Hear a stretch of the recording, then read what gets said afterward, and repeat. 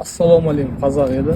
Biz шебер-әке өнерлі ана еңбекқор бала байқауына қатысып жатырмыз. Менің аты жөнім Омарбек Еркебай Жүсіпұлы.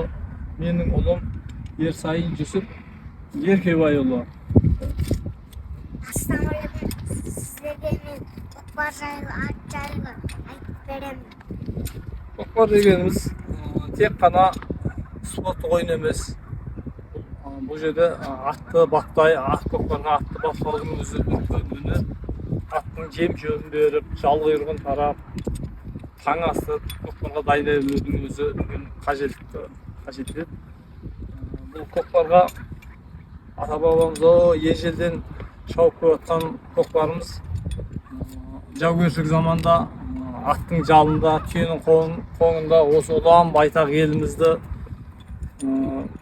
қорғап қалған осы аттың бірден бір себепкері деп ойлаймыз. Ат деген мінсең көлік,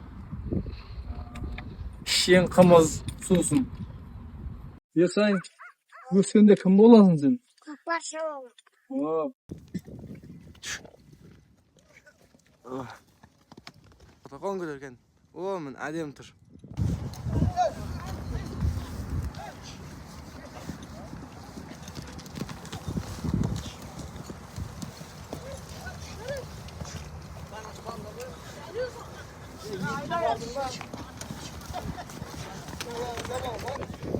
Abayla.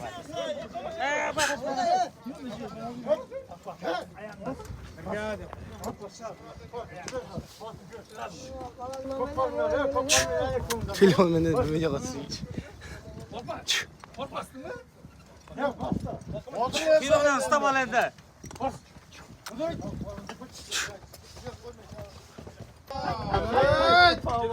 Yesin bunu. Ay hala koyun. Молодец.